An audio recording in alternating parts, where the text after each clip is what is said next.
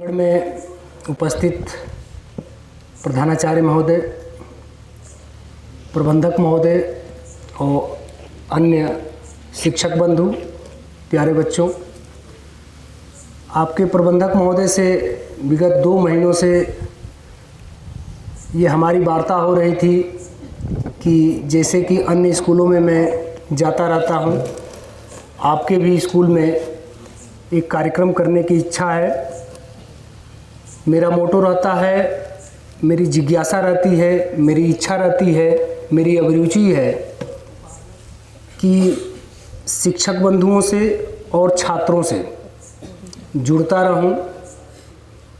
पंडित नेहरू जी की आपने उपक्ति पढ़ी होगी किताबों में, childhood is the kingdom where nobody dies.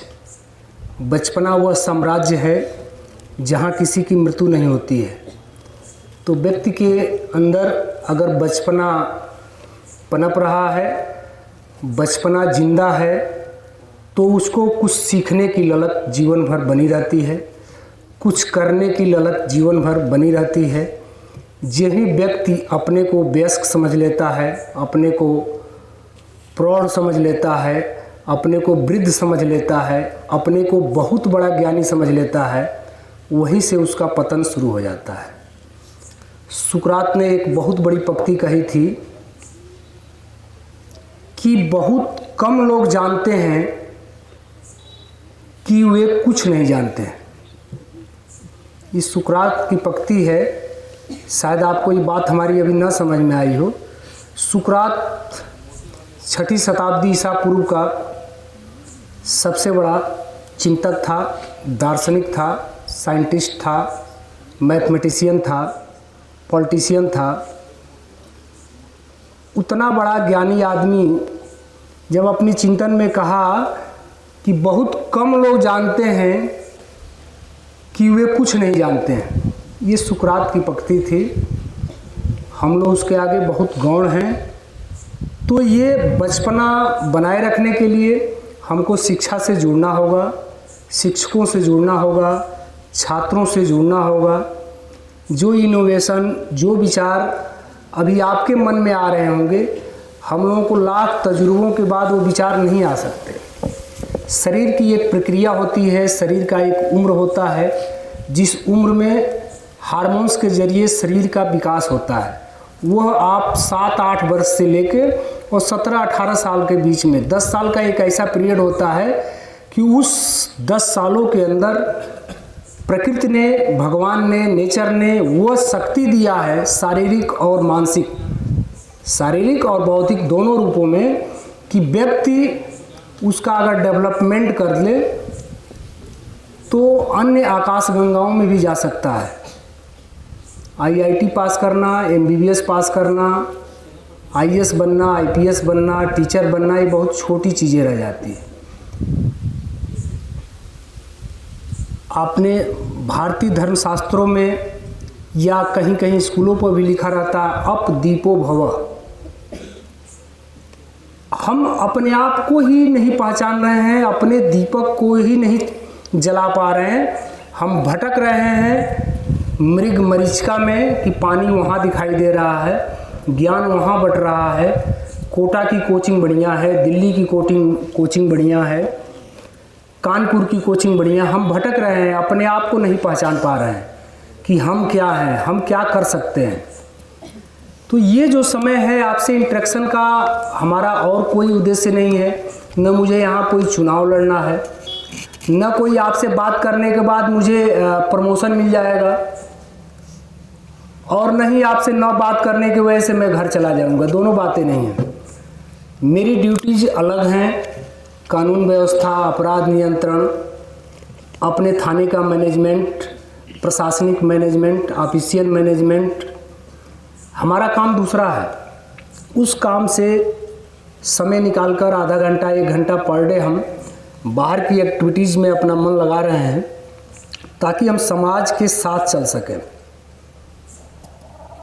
जो व्यक्ति समाज के साथ नहीं चल पाता है, समय के साथ अपने को नहीं ढाल पाता है, समय के अनुरूप नहीं चल पाता है, वो फिर जो है विलुप्त हो जाता है। आपने देखा होगा ना कि एप्पल का सबसे नया वर्जन कौन सी मोबाइल चल रही है इस समय? कौन बताएगा लड़का?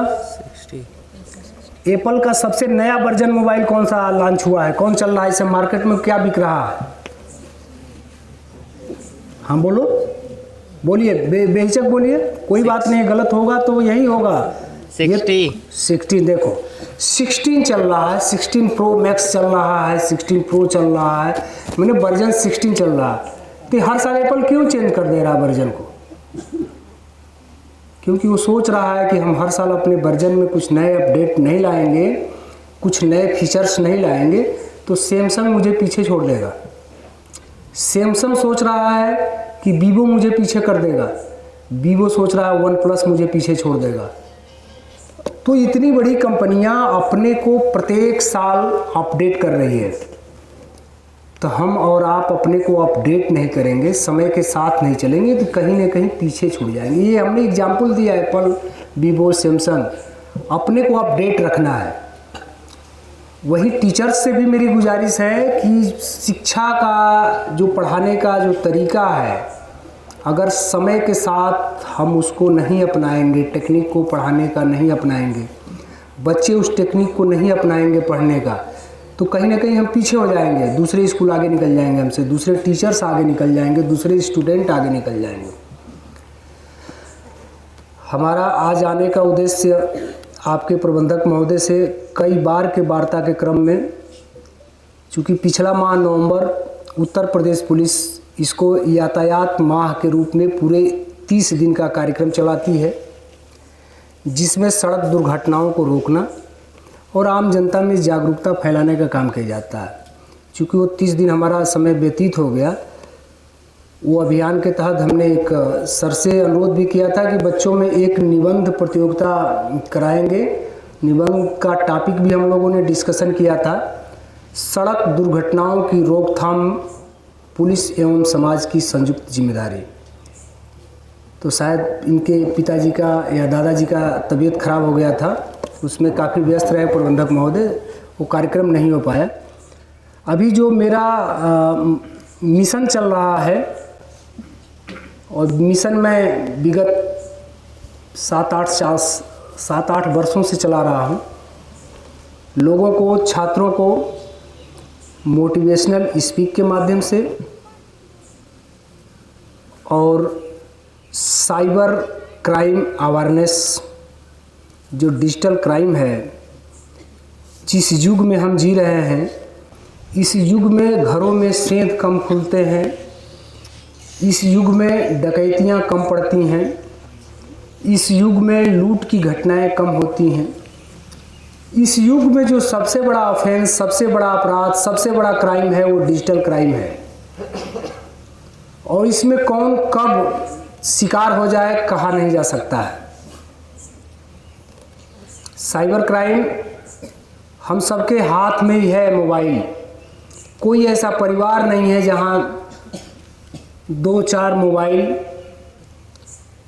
जो नया मोबाइल, जिसको आप लोग कौन सा मोबाइल कहते हैं, बड़े वाली मोबाइल को क्या कहते हैं? Android mobile. देखिए बच्चे बता रहे हैं एंड्रॉयड मोबाइल, वो कीबोर्ड वाली, कीपैड वाली मोबाइल नहीं, एंड्रॉयड मोबाइल जिसमें इंटरनेट यूज हो सकता है। साइबर क्राइम के बारे में अगर कोई बच्चा थोड़ा बहुत आइडिया रखता हो तो अपना बात रख सकता है। साइबर क्राइम क्या है? कोई बच्चा स्वेच्छा से बोलना चाहे, यहाँ हमारे आपके बीच में बात है, और ये कतई नहीं सोचना है कि हम बोलेंगे गलत होगा। गलत होगा तभी सही होगा। एकाएक सही कुछ भी नहीं हो सकता बिना गलत। हम जब दौड़ने का अभ्यास करते हैं, कूदने का अभ्यास करते हैं, किसी चीज़ का अभ्यास करते हैं, पेंटिंग का अभ्यास करते हैं, पहले कुछ गलत बनाते हैं, ख़राब बनाते हैं, तभी अच्छा बनाते हैं। डायरेक्ट अच्छा कुछ हो ही नहीं सकता है। कोई बच्चा सोचे कि मैं डायरेक्ट अच्छा ही आंसर लिख लूँगा, डायरेक्ट अच्छा ही कुछ कर लूँगा, ऐसा संभव नहीं है।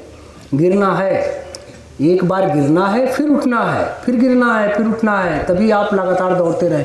कोई बच्चा कुछ बताना चाहे साइबर क्राइम के बारे में? हाँ बोलिए, माइक दे दीजिए इनको। जो कुछ भी आपके मनोमस्तिष्क में आ रहा है बेहिचक बोलना है।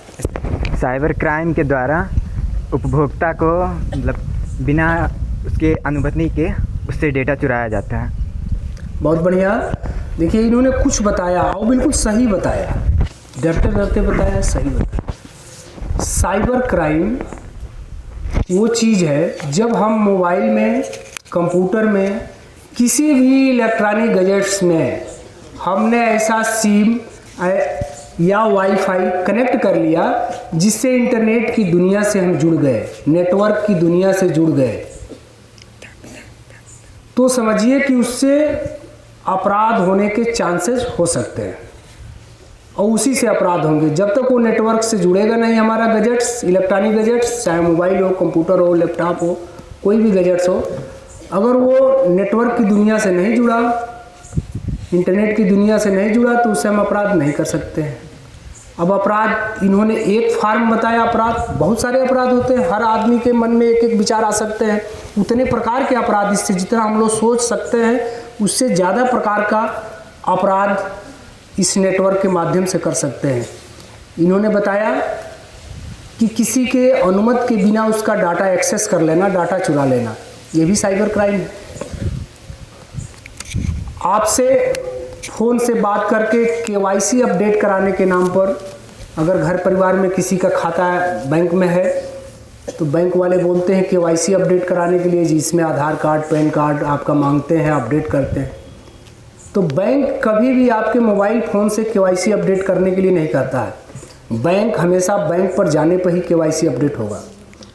तो जो साइबर क्रिमिनल्स हैं वो क्या करते हैं, फ़ोन करेंगे आपको और बताएंगे कि आपका जो है केवाईसी ख़त्म हो गया है, नए सिरे से केवाईसी करा लीजिए। आपका एटीएम अब ख़राब हो गया है, अब नया एटीएम ले लीजिए, आपका एटीएम लॉक होने वाला है, ये चीज़ हमको बता दीजिए, हम आपको एक ओटीपी भेज रहे हैं, हम आपको एक लिंक भेज रहे हैं। तमाम तरह के अलग अलग समयों में अलग अलग प्रकार से आपके मन मस्तिष्क को पढ़ते हुए उधर से कॉल आती है। ये समझिए आपके पास मोबाइल है, आप तमाम प्रकार के ऐप डाउनलोड करते हैं। ऐप डाउनलोड करते समय आप अलाउ का ऑप्शन क्लिक करते चले जाते हैं। आप ही नहीं, पढ़े लिखे लोग, सॉफ्टवेयर इंजीनियर तक की हम बात बता रहे हैं, जो कंप्यूटर साइंस से भी इंजीनियर है, वो भी इसके शिकार हो रहे हैं। कोई भी ऐप हमको डाउनलोड करना है प्ले स्टोर से, गूगल से, हम उसको सर्च करते हैं, फिर इंस्टॉल करते हैं, जो शर्तें और कंडीशंस बताता है अलाउ करते जाते हैं। हमने अपने मोबाइल में अपना एटीएम कार्ड फ़ोटो खींच कर रखा है, ड्राइविंग लाइसेंस का फ़ोटो खींच के रखा है, बैंक पासबुक का फ़ोटो खींच के रखा है, घर परिवार के सदस्यों का फ़ोटो खींच के रखा है, उनसे कभी ऑडियो बात हुई है, उनकी ऑडियो रिकॉर्डिंग हमारे मोबाइल के अंदर है। सारी चीज़ें जो मोबाइल के अंदर हमारे हैं, वो जब ऐप हम डाउनलोड करते हैं, अलाउ करते हैं, तो ये मान के चलिए कि वो सारी चीज़ें किसी दूसरे के हाथ में चली गई हैं, वो हमारे आपके हाथ में नहीं है, वो चला गया हर चीज़। आप सोच रहे हो कैसे जान रहा है मेरे घर में इतने भाई बहन हैं, वो कैसे जान रहा है मेरा बैंक अकाउंट नंबर क्या है, वो कैसे जान रहा है कि आपका बैंक अकाउंट किस बैंक में है, आपने किस बैंक का एटीएम यूज कर रहे हैं आप, वो सब चीज़ जान रहा है, क्योंकि आपने अपने मोबाइल में वो सारी चीज़ें रखी हैं। जिसको एक्सेस कर लिया है उसने, वो हर वो चीज़ जान रहा है। तो इस तरह के अपराध तो लगभग 20 वर्षों से हो रहे हैं, जिसको साइबर क्राइम कहते हैं। मुझे आइडिया हो रहा है कि आप कुछ साइबर क्राइम के बारे में समझ पा रहे होंगे। आज जो नया साइबर क्राइम का एक जो नवीनतम, जैसे अभी आपने बताया एप्पल का 16 प्रो आ गया है, वैसे ही साइबर क्राइम का एकदम बिल्कुल नया वर्जन आ गया है। हो सकता है 1-2 महीना के बाद इससे भी अपडेट कोई वर्जन आ जाए, लेकिन अभी जो चल रहा है, प्रचलन में है, डिजिटल हाउस अरेस्ट। आपके घर परिवार के किसी सदस्य पर मोबाइल से फ़ोन आएगा, किसी पुलिस वाले की तस्वीर रहेगी व्हाट्सएप कॉलिंग पर, वीडियो कॉलिंग पर, किसी बैकग्राउंड में कोई थाना दिखाई दे रहा होगा, कोई क्राइम ब्रांच, कोई सीबीआई का ऑफिस, ईडी का ऑफिस, आपको दिखाई देगा कि रियल फ़ोन है। आपको बताया जाएगा, आपके पारिवारिक सदस्यों के बारे में पूरी जानकारी रखते हुए बताएगा। वो आपको ये भी बताएगा कि आपका भाई एक दिल्ली पढ़ता है, आपको ये भी बताएगा आपके पिताजी की उम्र ये है, आपके पिताजी का फ़ोटो ये है, क्योंकि आपके मोबाइल से वो एक्सेस कर चुका है। आपको विश्वास हो जाएगा बिल्कुल सही बोल रहा है। अगर आप बैंक में एम्प्लॉइज हैं, टीचिंग में एम्प्लॉइज है, तो वो बताएगा कि आप देखिए ये जो है ऑफेंस आप अपने स्कूल में किया था, ये आप ऑफेंस आपने बैंक में अपना किया था, चाहे जिस डिपार्टमेंट में आप काम कर रहे हैं वहाँ किए थे, और मेरे पास इसकी डाटा है, और आपको जो है पुलिस पकड़ेगी और हमारी टीम ही जाकर आपको पकड़ेगी। आपको इतने रुपये इस खाता नंबर पर ट्रांसफ़र करने होंगे, और जितना जल्दी कर देंगे आप ट्रांसफ़र, आपको हम बचा लेंगे, नहीं तो आपको पूरे परिवार से जेल जाना होगा। आप डर जाते हैं, पुलिस का लोगो देख लेते हैं, पुलिस के डीपी व्हाट्सएप पर आ रही है, वीडियो कॉलिंग में दिखाई दे रहा है, क्राइम ब्रांच दिखाई दे रहा है, और आप उतने पैसे ट्रांसफ़र कर दे रहे हैं। दूसरा चीज़, किसी का बच्चा बाहर पढ़ रहा है, उसने कहा कि भाई बच्चा, और देख रहा है आपके भाई का भी, जो भी बच्चा भाई आपका बाहर पढ़ रहा है, वो मॉनिटरिंग कर रहा है कि किस समय वो अपना बच्चा मोबाइल स्विच ऑफ कर रहा है, ठीक उसी समय आपको कॉल करेगा और कहेगा कि आपका बच्चा इस मामले में, गांजा तस्करी के मामले में, लड़की से छेड़खानी के मामले में या मारपीट के मामले में पुलिस की हिरासत में है, आप तुरंत पैसे की व्यवस्था करिए, और नहीं तो आपका बच्चा जेल चला जाएगा। आप अपने बच्चे का फ़ोन मिला रहे हैं, फ़ोन स्विच ऑफ जाएगा उस समय, क्योंकि वो हर चीज़ मॉनिटर करके आपसे कॉल कर रहा है, देख के कॉल कर रहा है कि कब ये बच्चा मोबाइल स्विच ऑफ करता है, उसका पूरा बाकायदा प्रॉपर रीडिंग कर रहा है, वो महीनों का उसमें वर्क टाइम लगा रहा है अपना, कि ये बच्चा इस टाइम मोबाइल स्विच ऑफ करता है, और आप भ्रमित होते हैं, तुरंत उसको पैसा भेज देते हैं। एक तो ये डिजिटल हाउस अरेस्ट का एक फीचर्स है, मेन जो उसका फीचर्स यही है कि जब व्यक्तिगत रूप से आपको टॉर्चर करता है, सपोज करिए हम ही को कोई हमारा सीनियर अफसर का फ़ोटो लोगो सहित आ गया, मैं डर गया कि मेरे एसपी साहब का फ़ोटो आ रहा है, एसपी साहब बात करना चाह रहे हैं, एसपी साहब कह रहे हैं कि भाई अब तुम जो है इस समय तुमको थाने में बैठना चाहिए, और तुम स्कूल में भाषण दे रहे हो, तुम अपना सरकारी वर्क नहीं कर रहे हो, तुमको मैं अभी टर्मिनेट करता हूँ, सस्पेंड करता हूँ। मैं कहूँगा अरे नहीं सर, सॉरी सर, मैं अभी अपना वर्क भी करूँगा। नहीं नहीं, तुम इतने पैसे यहाँ भेजो। और मुझे लग रहा है कि एसपी सर की आवाज़ भी वही है जो हम सामने सामने बैठ के बात किए हैं, आवाज़ भी मैच कर रही है, फ़ोटो भी मैच कर रहा है, वीडियो भी मैच कर रहा है। तो इससे जुड़ा हुआ है आर्टिफिशियल इंटेलिजेंस, कंप्यूटर विज्ञान की वह शाखा जो अभी विगत 3-4 साल से एक्टिव हुई है। आर्टिफिशियल इंटेलिजेंस, कृत्रिम बुद्धिमत्ता, जिसको शॉर्ट में आप एआई सुनते होंगे, एआई मशीन लर्निंग पर आधारित है। आप सुने भी होंगे लड़के जो बीटेक करने जाते हैं, किससे कर रहे हो बीटेक भाई, वो बताएगा एआईएमएल से कर रहा हूँ, जो सबसे नवीनतम ब्रांच है, जिसकी मार्केट में इसमें वैल्यू है। जिस सब्जेक्ट से बीटेक करने के बाद बच्चा 5-5 करोड़ 10-10 करोड़ के पैकेज पे जा रहा है, वो है artificial intelligence and machine learning. अभी मात्र 4 सालों से मार्केट में आया है। तो एआई के इतने सारे टूल्स बन गए हैं, इतने सारे ऐप्स बन गए हैं, जिसके माध्यम से आप नहीं फ़ोटो एडिट कर देते होंगे, आप किसी का आवाज़, लड़की का आवाज़ लड़का निकाल दे रहा है, लड़के का आवाज़ लड़की निकाल दे रही है, तो एआई टूल्स की मदद से ही हो रहा है। उसी का नया वर्जन जो है, हर व्यक्ति की आवाज़ को, हर व्यक्ति के वीडियो फुटेज हूबहू कॉपी कर देना, ये आर्टिफिशियल इंटेलिजेंस के जरिए हो रहा है। तो डिजिटल हाउस अरेस्ट में आर्टिफिशियल इंटेलिजेंस का यूज करके और किसी व्यक्ति को उसी के कमरे में, उसी के घर पर पुलिस का धौंस दिखाकर अरेस्टिंग की बात करना कि आप वहीं गिरफ्तार हो गए हैं, आप घर से अब बाहर नहीं निकल सकते हैं, घर से बाहर निकलेंगे तो पुलिस के द्वारा आपको जेल भेजा जाएगा, आपको नए कानून के तहत डिजिटल हाउस अरेस्ट कर दिया गया है, घर पर ही डिजिटली रूप से अरेस्ट कर दिया गया है। तो हमारा स्कूल में आने का मकसद यही है कि ऐसा कोई कानून नहीं बना है, चाहे वो भारत सरकार हो या उत्तर प्रदेश सरकार हो या कोई भी स्टेट, ऐसा कोई भी कानून अभी तक नहीं बनाया है जिसके माध्यम से police, ED, CBI, CBCID, crime branch या कोई भी पुलिस की ब्रांच आपको डिजिटली रूप से अरेस्ट कर ले, गिरफ्तार कर ले। ये आपके मन मस्तिष्क में पूरा क्लियर होना चाहिए कि ऐसा कोई भी कानून नहीं बना है जिसमें डिजिटली रूप से उस व्यक्ति को उसी के घर पर डिजिटल हाउस अरेस्ट किया जा सके। मेरा आपसे बातचीत का केवल और केवल यही मकसद है कि आप इस कंसेप्ट को समझें। आपके परिवार में जो भी मोबाइल यूज़र हैं उनको बताएं, किसी भी अनजान लिंक जो आते हैं क्लिक न करें। किसी के KYC अपडेट करने के नाम पर, ATM अपडेट करने के नाम पर या पार्सल के नाम पर भी हो रहा है कि आपने जो पार्सल मंगाया है अमेज़ॉन से, उसमें आपने गांजा मंगा रखा है, अफीम मंगा रखा है, चरस मंगा रहा है, आप नारकोटिक्स का सप्लायर हैं, आपको पुलिस अरेस्ट करेगी। इस तरह की कोई भी ऐसी बात आ रही है आपके दिमाग में, अपने अपने परिवार के सभी सदस्यों को आप अवेयरनेस करें, जागरूक करें कि इस झांसे में कतई नहीं पड़ना है। कोई भी अनजान नंबर से वीडियो कॉल आ रहा है, आप मोबाइल से बिल्कुल मत उठाइए। अनजान नंबर से व्हाट्सएप कॉलिंग आ रहा है, बिल्कुल मत रिसीव करिए। आपको जिसको गरज होगी आपको ऑडियो कॉल करेगा या जो आपके परिचित होंगे आपके नंबर में, मोबाइल में उनका नंबर सेव होगा। तो अनजान नंबरों को व्हाट्सएप और वीडियो कॉल कतई रिसीव न करें। अनजान लिंक को कतई क्लिक न करें। किसी को आपके मोबाइल पर आया हुआ OTP न बताएं।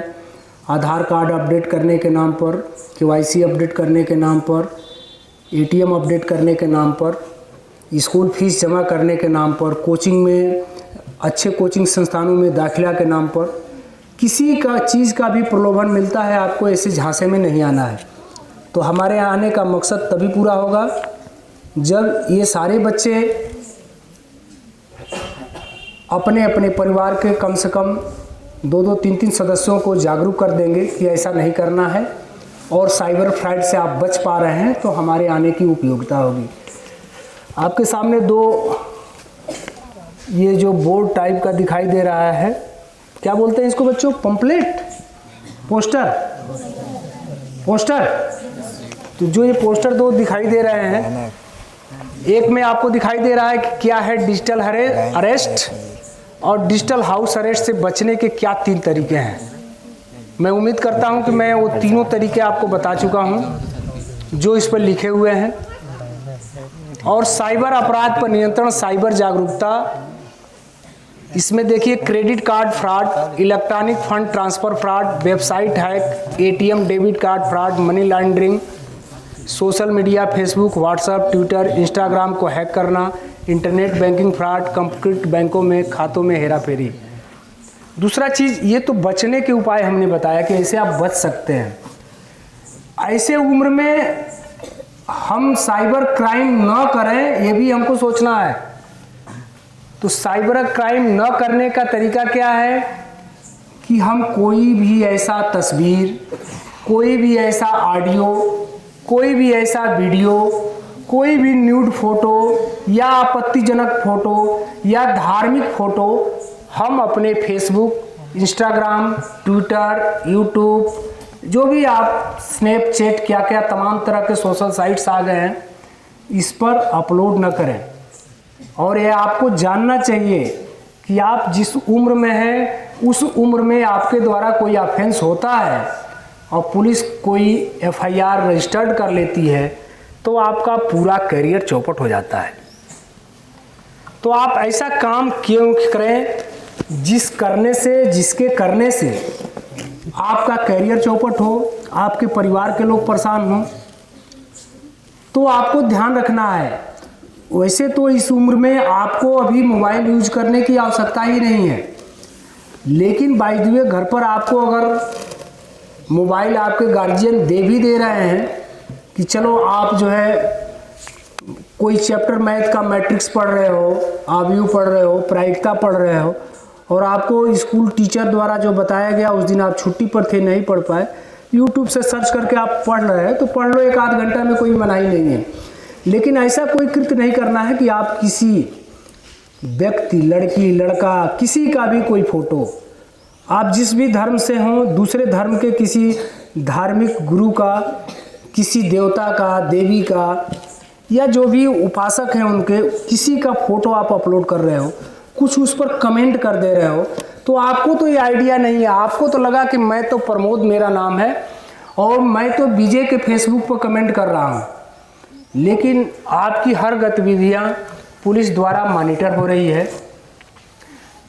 यह बहुत कम लोगों को जानकारी है अभी समाज में कि आपके द्वारा गूगल पर जो भी सर्च किए जाते हैं उसके लिए उत्तर प्रदेश पुलिस के हर ज़िले में एक मीडिया सेल है, मॉनिटरिंग सेल है, जो आपकी हर गतिविधि को नोट कर रही है कि कौन क्या सर्च कर रहा है। और जो भी क्राइम से रिलेटेड कोई चीज़ सर्च की जाती है वह हमारे मीडिया सेल को रिकॉर्ड में रहती है। चूँकि मीडिया सेल उस व्यक्ति को तब तक टच नहीं करती है जब तक समाज का कोई अन्य व्यक्ति उस पर कोई आरोप नहीं लगाता है। तो इससे आपको सतर्क रहना है। किसी के फेसबुक पर, ट्विटर पर, कहीं भी सोशल मीडिया प्लेटफॉर्म पर न तो आपको कोई टिप्पणी करनी है, न कोई गलत चीज़ अपलोड करना है। इससे आपको बचना है।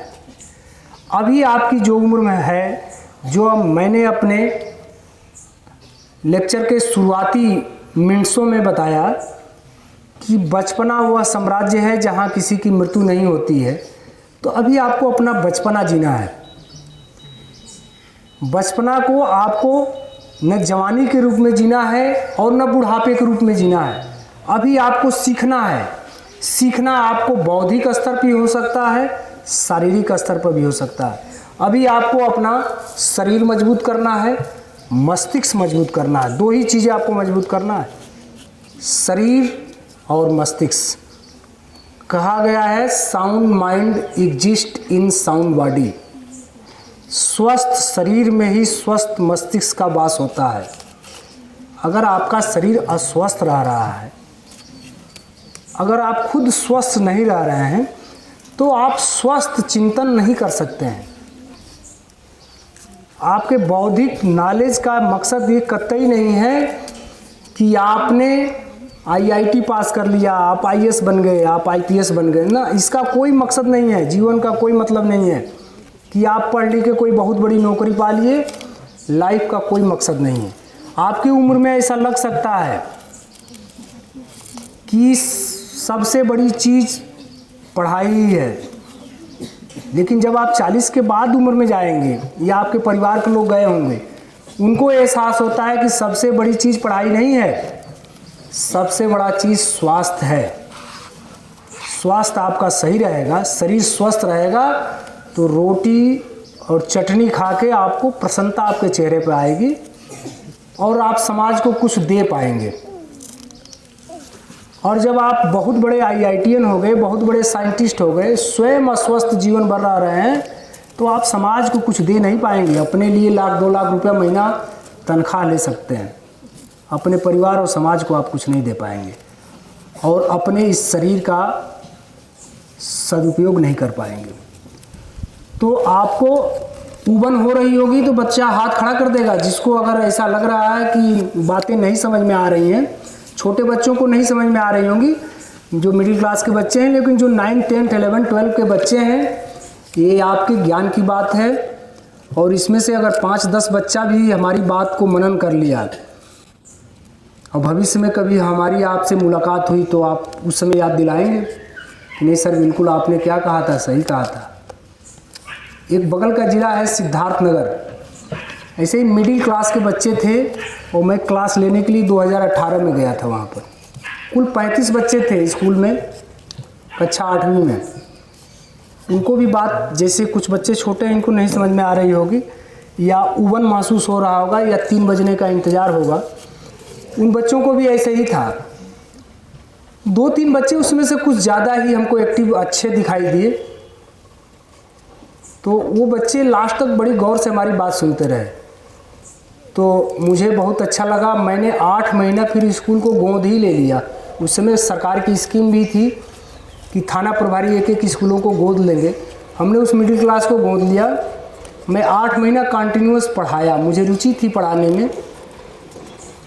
और पूरे जनपद में अकेला वो स्कूल था जिससे 9 बच्चे कक्षा 9th में नवोदय विद्यालय के लिए चयनित हुए और ज़िला ही नहीं, हमको लग रहा है प्रदेश का वो फर्स्ट स्कूल बना जिसके 9 बच्चे नवोदय विद्यालय में एडमिशन के लिए कक्षा 9th में और 6th में एडमिशन के लिए परीक्षा होती है, ज़िला लेवल पर बच्चे सेलेक्ट हो गए। तो ये आपकी जागरूकता के ऊपर है, आपके सोच के ऊपर है। कोटा में जो बच्चे जा रहे हैं, आप सुनते होंगे न्यूज़ में, बच्चा सुसाइड कर लिया, आज बच्चा ये कर लिया, जेई नहीं निकल पाया, नीट नहीं निकल पाया, उसने सुसाइड कर लिया। अरे सुसाइड तुम कर लिए तो तुम समाज को, घर को क्या दे के चले गए भाई?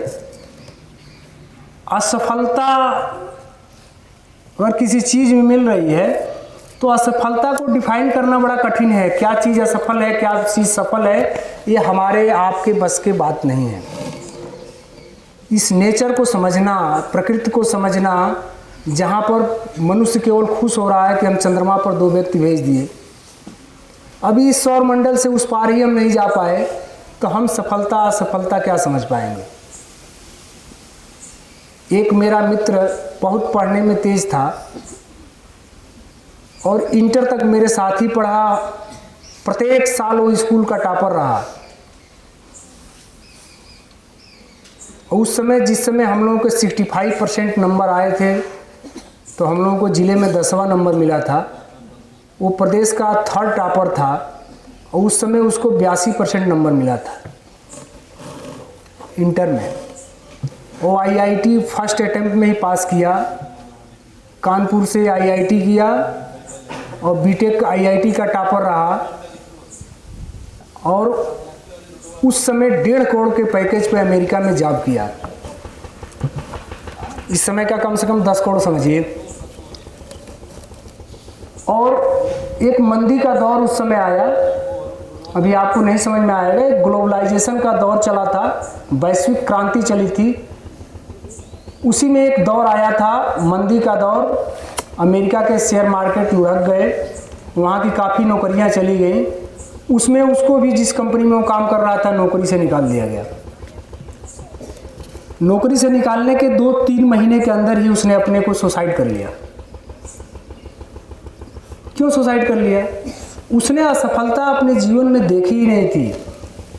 वो क्लास 6 से हम लोग साथ थे, 6 से लेकर 12 तक का वो टॉपर ही टॉपर रहा। इंटर के बाद उसको कोचिंग करने की भी जरूरत नहीं पड़ी, IIT का टॉपर रहा, अमेरिका के टॉप मोस्ट कंपनी में जॉब पा गया।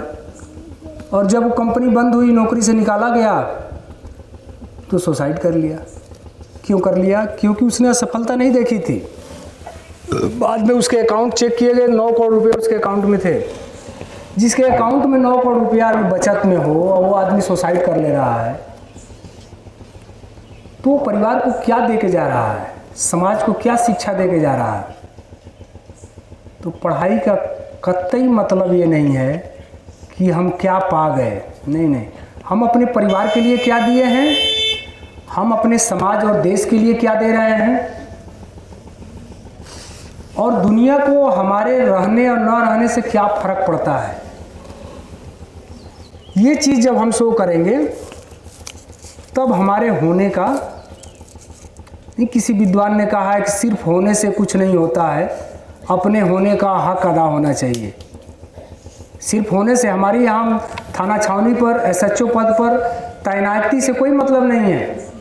अगर 1960 से ये थाना बना है, तो तमाम हर साल 6 महीने, साल भर में एक थाना प्रभारी, स्टेशन हाउस अफसर बदले जाते हों।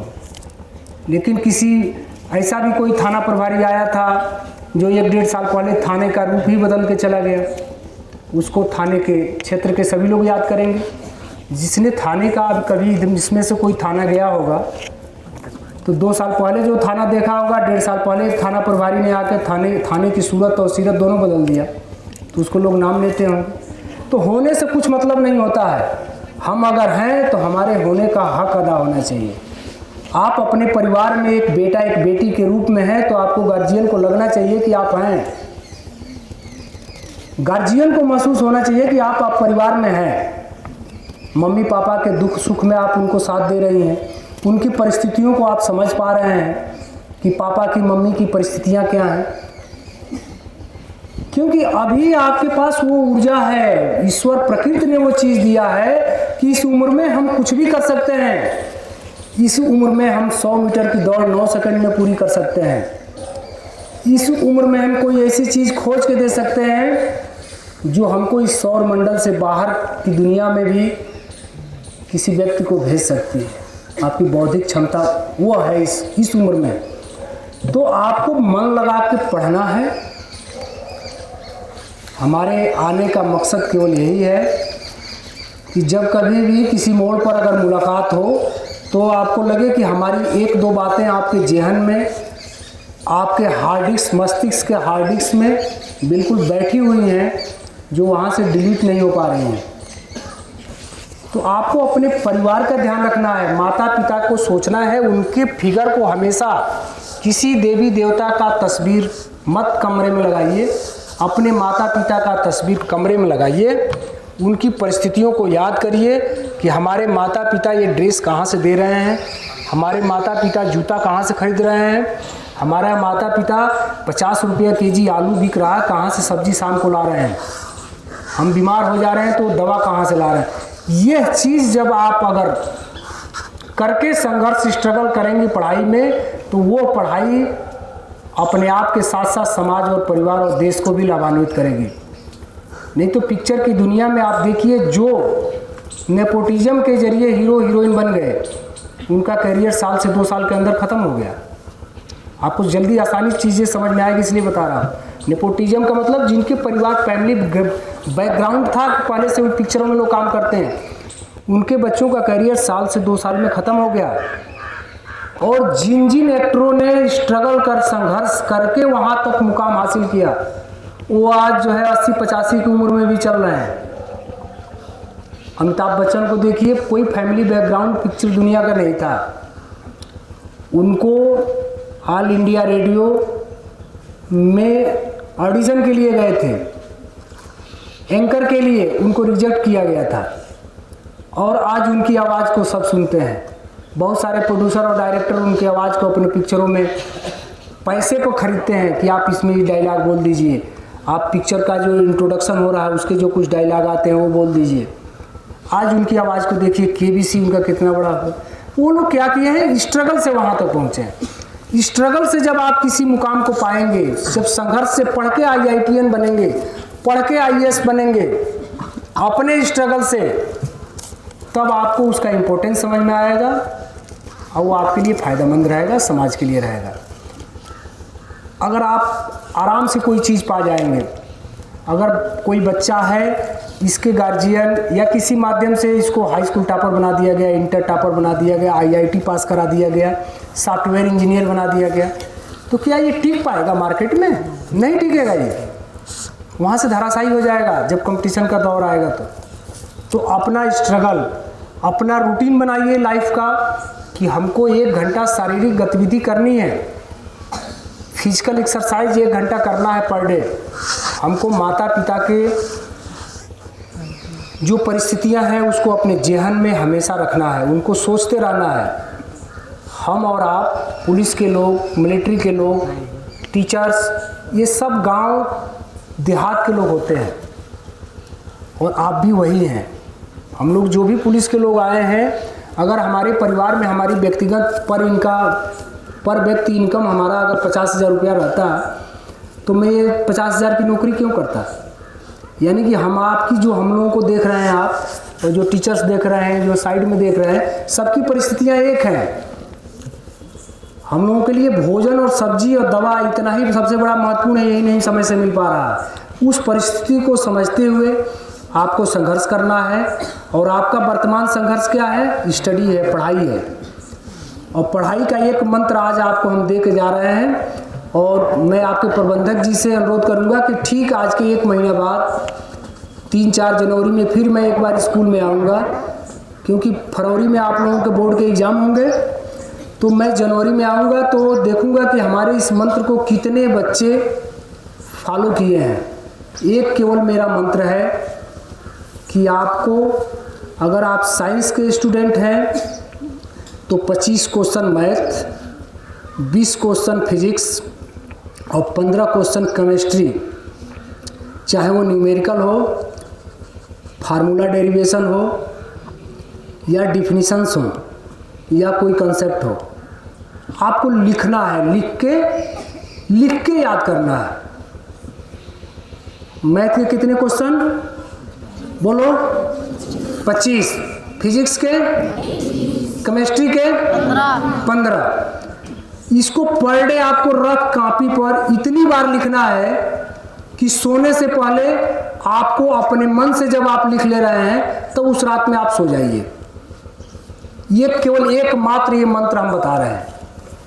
आप रात में तभी सोइए जब 20 क्वेश्चन मैथ के, 25 मैथ के, 20 फिजिक्स के, 15 केमिस्ट्री के, इतने क्वेश्चन जो नया लेसन चल रहा है उसका जब आप रफ कॉपी पर अपने आप स्वतः लिख दें, उस रात में आप सो जाइए। जिस रात में आप नहीं लिख पाते हैं उस रात में मत सोइए, उस सुबह तक लिखते रहिए रफ कॉपी पर जब तक वो तैयार ना हो जाए। एकमात्र यही मंत्र है। आपको IITian, आपको नीट के थ्रू MBBS बनने से कोई नहीं रोकेगा।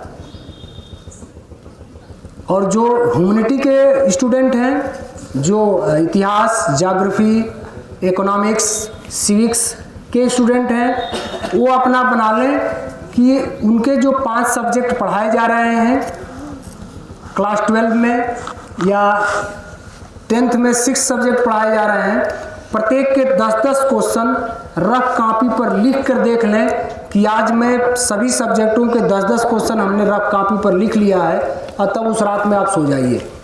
एकमात्र केवल यही मंत्र है। स्कूल में जितना पढ़ाया जाए उसको आप नोट्स बनाइए, स्कूल में पढ़िए। घर जाने के बाद सर ने अगर उस टॉपिक से रिलेटेड केवल 4 क्वेश्चन लिखाए हैं तो आप उस टॉपिक से रिलेटेड, अगर मैथ का है तो 25 क्वेश्चन, फिजिक्स का है 20 क्वेश्चन, केमिस्ट्री का है 15 क्वेश्चन। उस क्वेश्चन में न्यूमेरिकल्स भी हो सकते हैं, डिफिनीशंस भी हो सकते हैं, कंसेप्ट भी हो सकता है, कोई भी चीज़ उस टॉपिक से रिलेटेड कर लीजिए और उस रात में आप सो जाइए। आप घंटा देखकर कतई पढ़ाई मत करिए कि हमको 3 घंटा मैथ पढ़ना है, 3 घंटा फिजिक्स पढ़ना है, 4 घंटा केमिस्ट्री पढ़ना है, 2 घंटा इंग्लिश पढ़ना है, 1 घंटा हिंदी पढ़ना। नहीं, आप क्वेश्चन का अपना कंसेप्ट क्लियर कर लीजिए कि हम आर्ट साइंस के स्टूडेंट हैं तो प्रत्येक सब्जेक्ट का 10 question per day rough copy पर लिख लेंगे। देख कर नहीं लिख लेंगे, देख कर तब तक लिखेंगे जब तक बिना देखे नहीं, देख कर ही लिखिए, कोई दिक्कत नहीं है, देख कर ही लिखिए, लेकिन तब तक रफ कॉपी पर लिखिए जब तक बिना देखे ना लिख लीजिए। और जब लिख लीजिए तब सो जाइए। आपको देश दुनिया से अपने आप मन हटने लगेगा। आपका जो मुख्य फोकस है इस समय पढ़ाई का, उस फोकस पर आप आने लगेंगे। और अप दीपो भव का जो कंसेप्ट है, अपना दीपक आप स्वयं जला लेंगे, कहीं कोचिंग की जरूरत नहीं पड़ेगी। और 1-2 साल के बाद आपको महसूस होगा कि हमको ग्रेजुएशन के लिए भी किसी टीचर की जरूरत नहीं है, हमको ये किताब चाहिए और मैं स्वयं इतना अब सक्षम हो गई हूँ कि मैं 2 बार देख के लिखूंगी, 4 बार देख के लिखूंगी, 10 बार देख के लिखिए, कोई दिक्कत नहीं है। क्योंकि आपको गुरुजी ने अगर मैथ के 4 क्वेश्चन ही, क्योंकि 40 मिनट का पीरियड है, 4 क्वेश्चन केवल पढ़ा पाए गुरुजी, तो 4 क्वेश्चन का आपने कंसेप्ट क्लियर कर लिया। उस 4 कंसेप्ट पर आधारित जितने न्यूमेरिकल्स हैं, 20 हो 25 हो, उस सबको आप अपने रफ कॉपी पर लिखिए। एक कहानी बता के और मैं जो है अपनी बात समाप्त करूँगा। जब हम लोग ग्रेजुएशन में थे, BSc में थे, तो एक 3rd ईयर में एक प्रमेय, आप लोगों को हिंदी में प्रमेय पढ़ाया जाता है, क्या पढ़ाया जाता है गणित में? प्रमेय निर्णय पढ़ाया जाता है, पढ़ाया जाता है गणित में, थ्योरम। मैथ के बच्चे हैं इसमें? Yes sir. तो प्रमेय निर्णय कक्षा 8 में नहीं पढ़ाया जाता है? प्रमेय कट गया है। प्रमेय का मतलब कोई चीज आपको बता दी जाती है और आप उसको प्रूफ कर लेते हैं, यही तो प्रमेय है। प्रूफ करते हैं, सिद्ध कर देते हैं लास्ट में ले जाके, हाँ यही सही है। तो एक प्रमेय था, थ्योरम था, जिसका टॉपिक था विच ऑफ एग्नेसी। विच का मतलब होता है चुड़ैल, अग्नेसी का मतलब होता है वो एक नाउन, संज्ञा है, नाम है। एक टीचर्स का नाम है। तो ये थ्योरम उस आधार पर बना कि कैलिफोर्निया यूनिवर्सिटी के एक शोध की छात्रा थी, शोध का मतलब जो पीएचडी करते हैं, और उसको जिस टॉपिक पर शोध करने के लिए मिला था उस टॉपिक पर बहुत सारे न्यूमेरिकल्स थे, वो सॉल्व करती थी और जो प्रश्न नहीं आते थे उसको छोड़ देती थी और अपने रूम में, हॉस्टल के अपने रूम में सो जाती थी। सुबह जब उठ के देखती थी तो वो क्वेश्चन उस मेज पर सॉल्व किया हुआ रहता था। रात में 2 बजे सोई तो वो क्वेश्चन छोड़ दी जो उसको नहीं आ रहा, सुबह उठ के देखती थी तो वो क्वेश्चन उसके रफ कॉपी पर सॉल्व मिलता था। तो चुड़ैल भूतों में ज़्यादा विश्वास करने लगी। उसको लगा कि कोई चुड़ैल आती है और ये क्वेश्चन रात में सॉल्व करके चली जाती है। तो ये बात जो है हेड ऑफ डिपार्टमेंट तक पहुंची, जिस डिपार्टमेंट से वो अपना पीएचडी कर रही थी। तो टीचरों ने एक योजना बनाई और टीचरों ने कहा इससे नहीं बताया जाएगा कि हमारी योजना क्या है। रोज़ की बात वो फिर अपने कमरे में जाती है, कुर्सी बैठती है, मेज पर कॉपी और किताब निकालती है, सारे क्वेश्चन सॉल्व करती है। फिर एक क्वेश्चन उसको नहीं आ रहा, 4-5 बार रफ पर अभ्यास करती है, नहीं आ रहा, कॉपी किताब मोड़ती है, अपने बगल के बिस्तर पर जाकर सो जाती है। सुबह उठती है, फिर जो है मेज पर दौड़ के जाती है कि रोज़ की बात क्या आज भी क्वेश्चन हमारा सॉल्व हो गया। देखती है मेज पर वो क्वेश्चन फिर सॉल्व हो गया रहता है। फिर बहुत तेज चिल्लाती है, जमी फिर तेज चिल्लाती है कि कोई चुड़ैल आके फिर सॉल्व करके चली गई। बाहर खड़े टीचर्स उसका दरवाज़ा खटखटाते हैं, दरवाज़ा खोलती है। टीचर्स बताते हैं कि देखो ये तुम्हारे कमरे के दीवार में हम लोगों ने रात में छिद्र कर लिया था और पूरी रात हम लोग ऑब्जर्वेशन करते रहे कि कैसे तुम्हारे उन अनसॉल्व क्वेश्चनों को सॉल्व कर दिया जा रहा है। तो उसने कहा कैसे हो रहा है? तो टीचर्स ने बताया कि जब तुमको क्वेश्चन नहीं आ रहा है तो 2-4 बार तुम प्रैक्टिस कर रही हो, उसके बावजूद नहीं आ रहा है तो तुम गुस्से में कॉपी किताब रख के और जाके अपने बेड पर सो जा रही हो। 2 घंटे के बाद स्वतः तुम ही उठ रही हो और फिर जाके कुर्सी पर बैठ रही हो, फिर अपने क्वेश्चन को देख रही हो, फिर एग्जाम्पल्स बहुत सारे किताबों में देख रही हो कि ये एग्जाम्पल इसी ट्रेंड पर है, ये एग्जाम्पल, फिर उसको इक्वेट कर रही हो, दोनों से तुलना कर रही हो और फिर अपने ही पेन लेकर तुम जो है इस क्वेश्चन को सॉल्व कर ले रही हो। वो चुड़ैल कोई और नहीं, वो तुम ही हो। तो उस जो क्वेश्चन उस दिन पकड़ा गया था, इंट्रो, ये कैलकुलस पढ़ाया जाता है ना आप लोगों को, कैलकुलस पढ़ते हैं बच्चे, गणित, कैलकुलस, इंटीग्रल, डिफरेंशियल, कुछ मैथ के बच्चे हैं इंटर में? Yes sir. तो ये नाम नहीं सुने हो तुम लोग? सुने हैं सर जी। तो बोल क्यों नहीं रहे हो? तो वो कैलकुलस का ही क्वेश्चन था, तो इसको सिलेबस में शामिल किया गया था। तो हमारे टीचर्स ने भी इस क्वेश्चन के लिए एक कहानी बताई थी। तो वो क्वेश्चन जो है हमको अभी 10-12 साल पहले तक याद रहा। मैं सॉल्व कर, हर 2 साल पर एक बार उस क्वेश्चन को मैं सॉल्व करता था कि ये क्वेश्चन ना भूले। तो इस तरह से ये कहानियाँ रियल कहानियाँ हैं, ये कोई स्टोरी बना के आपको नहीं सुनाया गया है। यही जीवन है, यही स्टूडेंट लाइफ है। इस तरह की भावना जब आपके अंदर रहेगी पढ़ने के लिए, रफ कॉपी पर सेल्फ स्टडी, तब आप जो सफलता पाएंगी वो सफलता अस्थाई रहेगा, स्टेबल रहेगा।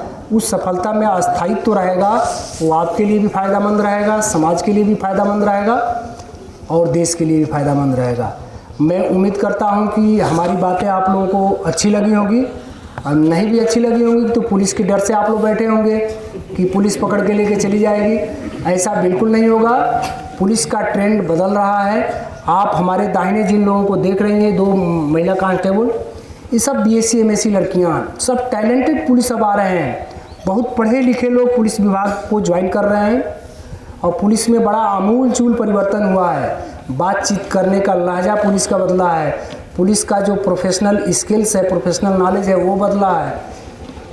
और पुलिस अब ये समझ चुकी है कि अपराधी सभी नहीं हैं, अपराधी कुछ हैं, आम आदमी सभी हैं।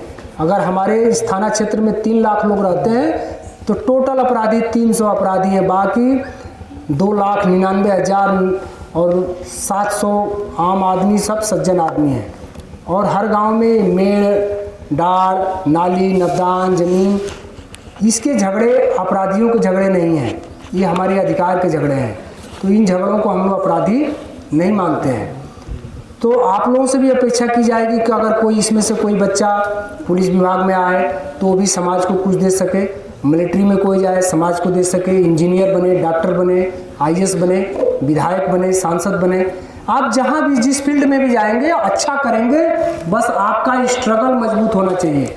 आपको जो कुछ भी भविष्य में मिले, 2 रोटी मिले, आपको लगे कि हमने इसको संघर्षों से, मेहनत से लिया है, मुझे कोई खैरात में नहीं मिला है।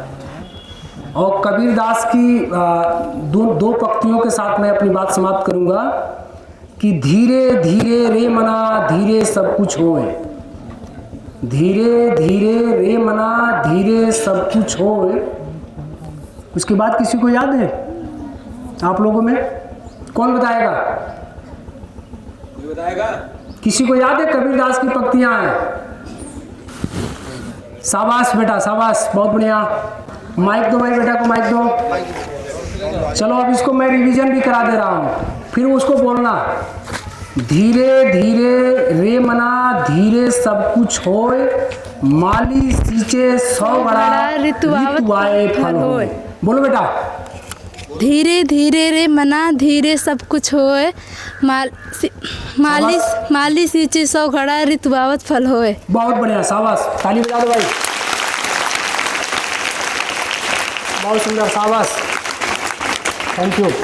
देखिए पूरा याद, मैं इसलिए इसको रिपीट किया कि मैं बीच में भूल गया था मैं, मेरे मस्तिष्क से वो चीज़ें उतर रही थी। फिर हमने सोचा रफ करें, रफ कैसे करें, दूसरे बच्चे को तब तक बोलने का टाइम दे दें, तब तक हमको याद आ जाएगा। मैं बीच में भूल गया कि धीरे धीरे रे मना धीरे सब कुछ होए, अब माली सींचे 100 गड़ा ऋतु आए फल होए। कबीर दास जी कह रहे हैं कि हे मन, हे मानव, धीरे धीरे रे मना धीरे सब कुछ होए। मैंने आप सोचेंगे आज ही हमने पढ़ा, आज ही इंजीनियर बन जाए, आज ही हम 4 दिन पढ़े IAS का प्री पास कर जाए, नहीं, ये संभव नहीं है। धीरे धीरे रे मना धीरे सब कुछ आए, अब माली सींचे 100 गड़ा। एक माली जो वृक्षों में लगातार 100 दिनों तक घड़े से पानी दे रहा है, तब भी तुरंत आम का फल नहीं आ रहा है। फल कब आ रहा है? ऋतु आए फल हो। जब इसका बसंत ऋतु आ रहा है, इस पर मोजरे आ रही हैं, छोटे छोटे इसके फल आ रहे हैं आम के, फिर वो जाके आम बन रहा है। यानी कि माली अगर 100 घड़ा की जगह पर 1000 घड़ा सींच दे आम के फल में, तो क्या इस मौसम में दिसंबर में आम आ जाएगा? तो आपको मेहनत करना है। गीता में भी तो यही कहा गया है, कर्मण्डे वाधिकारस्ते मा फलेषु कदाचन, यही चीज तो कहा गया है। Action is duty, reward is not thy concern. कर्म करना हमारा फर्ज है, फल की इच्छा करना हमारा काम नहीं है। अगर बिना संघर्ष के देना होता तो अर्जुन को कृष्ण सारे बाण वहीं दे दिए होते। ले लो सारे बाण तो मैं ही तुमको दे सकता हूँ। उन्होंने अर्जुन को क्या सिखाया? संघर्ष सिखाया कि भाई ये बाण लेना है, ये शस्त्र लेना है, तुमको 1 साल तो इंद्रलोक में जाना होगा। तो इंद्रलोक में जाना 1 साल क्या है? तपस्या है, पढ़ाई है। तो कोई चीज अगर फ्री में मिल जाएगा, अश्वत्थामा को ब्रह्मास्त्र क्या मिल गया? फ्री में मिल गया। अश्वत्थामा का नाम सुने आप लोग? अश्वत्थामा को ब्रह्मास्त्र द्रोणाचार्य ने फ्री में दे दिया और उसने ब्रह्मास्त्र को फेंक दिया युद्ध के अंतिम दौर में, फिर उसको वापस करना नहीं जान रहा था। तो बिना संघर्षों के उसने ब्रह्मास्त्र पाया था, लेकिन अर्जुन ने बिना संघर्षों के नहीं पाया। तो संघर्ष के बदौलत आप जो चीज़ पाएंगे, एक्सरसाइज करके जो शरीर मजबूत आप बना लेंगे, जिम में जाके नहीं, शुद्ध जो देसी चीज़ है, शरीर सड़क पर दौड़ लगा के दंड बैठक लगा के जो आप शरीर पालेंगे, वो जिम और न्यूट्रिशन खा के जो शरीर आप फुला के घूम रहे हैं उसका कोई मतलब नहीं है। तो संघर्षों से शरीर बनाइए, संघर्षों से अपने स्टडी को मजबूत करिए, निश्चित रूप से आपको जीवन में इसके दूरगामी लाभ दिखाई देंगे। इन्हीं शब्दों के साथ मैं अपनी बात समाप्त करता हूँ। सभी बच्चों को जय हिंद। ज़्यादा लंबा हो गया।